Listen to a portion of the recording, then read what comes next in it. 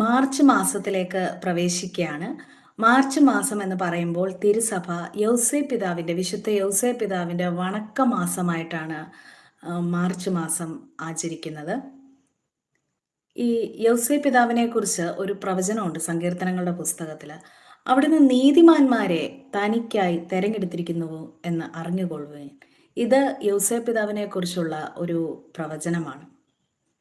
യൗസേ പിതാവിനെ പരിശുദ്ധ അമ്മയെ തെരഞ്ഞെടുത്തതുപോലെ തന്നെ ദൈവം മുൻകൂട്ടി തെരഞ്ഞെടുത്തിരിക്കുന്നതാണ്. യൗസേ പിതാവിനെ കുറിച്ച് പറയുകയാണെങ്കിൽ യൗസേ പിതാവിൻ്റെ ദൗത്യം എന്താണെന്ന് വെച്ചാൽ ഒരു പുരോഹിത ദൗത്യമാണ്.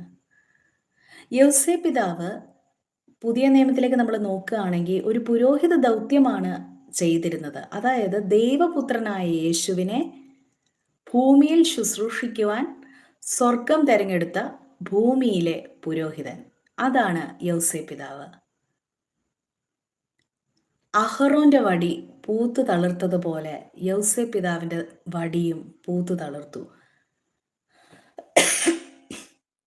പഴയ നിയമകാലത്ത് ഈ പൗരോഹിത്യം തെളിയിക്കാനായിട്ട് അഹറോന്റെ വടിയിൽ ഈ പൂക്കൾ നിറച്ചുകൊണ്ട് പൂത്തു തളിർത്തുകൊണ്ടാണ് ദൈവത്തിൻ്റെ ആധികാരികമായ പൗരോഹിത്യം അഹറോനിലുണ്ട് എന്ന് ദൈവം തെളിയിച്ചത്.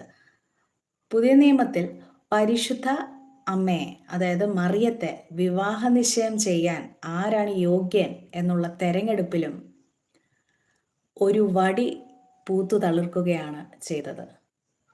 ഇത് രണ്ടും തന്നെ സൂചിപ്പിക്കുന്നത് യൗസേ പിതാവിൻ്റെ ഭൂമിയിലെ ദൗത്യമാണ്, പുരോഹിത ദൗത്യം.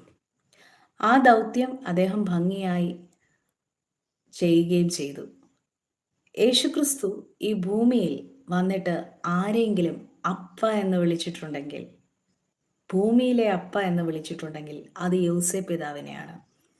അതേ സ്നേഹത്തോടെ നമുക്കും വിശുദ്ധ യൗസേ പിതാവിനെ ഈ മാർച്ച് മാസം കൂടുതലായി പ്രാർത്ഥിക്കുകയും ബഹുമാനിക്കുകയും ചെയ്യാം.